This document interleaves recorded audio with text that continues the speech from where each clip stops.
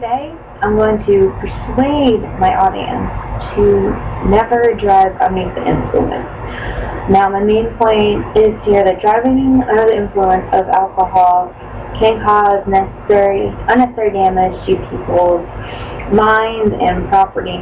Everyone should take part in helping out to stop drunk driving altogether. Now open your eyes, be unaware of your surroundings. Imagine you hear people yelling, you hear sirens blazing, glass breaking, you begin to panic, you feel an uncontrollable amount of pain that takes over your body, you have a throbbing headache, and your body's unresponsive. You're trying to figure out where you are, you feel weird and uncomfortable, you try to move, and you begin to make out what's happening. There's voices around you saying, "Are you okay? Don't worry, we're going to get you out of there." And then as they pull your body out of an unrecognizable vehicle, you get a glimpse of the scene. Think to yourself, how did I get here? Well, believe it or not, there are many people who have experienced an accident caused by a drunk driver, whether they were the driver or whether they were hit by the driver. Now, when consuming alcoholic beverages, the alcohol is absorbed rapidly and affects the circulatory system. Long-term use of alcohol can cause harm to the liver, the kidneys, and the central nervous system. Alcohol is associated with many harmful behaviors and impairs judgment and reflexes. Now, we all have faced a dilemma in our lives that has involved out night in a town. Do you use the car in the parking lot, or do you take the financial risk of taking a taxi? Because we all know taking a taxi can take a lot of your money. I know that sounds horrible, but people do things like that. I have thought that before. And we've all made the decision of, I've only had a few drinks, I can probably drive. Or do you think I can drive? You weigh back and forth. We've all done it before, and if you haven't done it, I give you kudos. But that thought has crossed everyone's mind. So alcohol impairs the judgment, which can make an impaired driver think they are good to go when really they are not good to go. And according to the Center for Disease Control and Prevention, in 2005, 17,000 people in the United States died in alcohol-related accidents. This represents about 40% of the accidents in America. Now, I want to know if anyone's ever been in an alcohol-related accident. Well, when I graduated high school in 2006, we heard all these after parties, we were all happy, we were celebrating, we were going out on the town. Now, we spent the day with our friends and family. When we went to the club downtown, we were all celebrating that we graduated.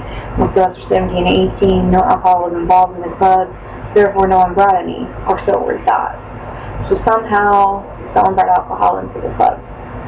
Now, unaware of the events that took place that night, I woke up in the morning with over 100 taxi notifications asking about my friend Robert.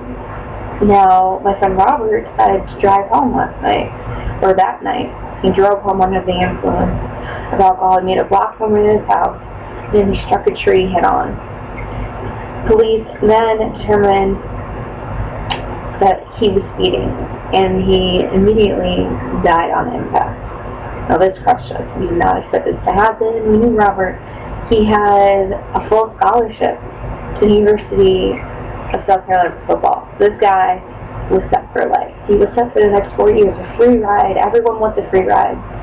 And this is just an example to show you how fast a decision that we make under the influence can affect our lives. It not only affects the person, but it affects the friends and family surrounded by them.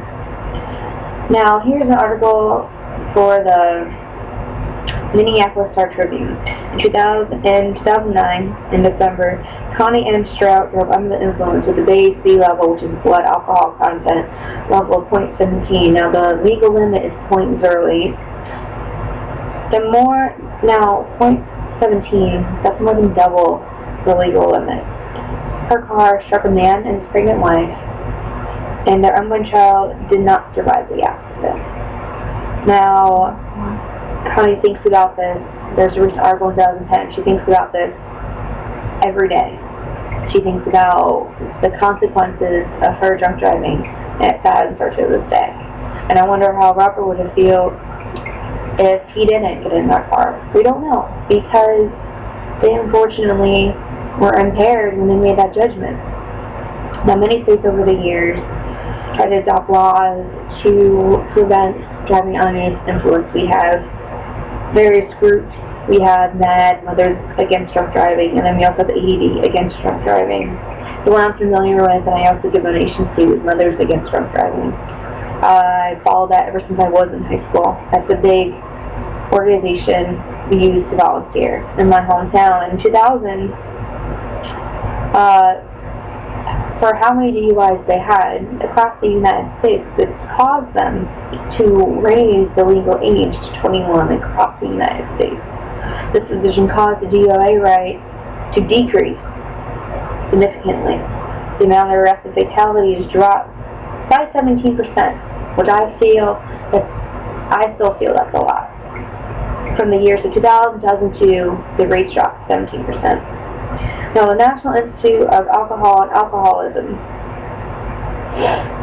is the nation's primary center there for alcohol-related problems. Here they research treatment and prevention. Now, in conclusion, the actions of one individual under the influence can impact us all in some way. There are more ways we can help someone to others, whether it is joining a group, whether it is inventing a group, whether it's just being that bartender, being that innocent bystander, like, hey, I know you've had a lot of drink, let me call you cab. Give your keys to your friend, let me get you a safe ride home. I know even in my hometown, the police consider a safe ride home. So we should just all think about this, and we can help change the world just by one innocent act, passing on the good karma. That's all.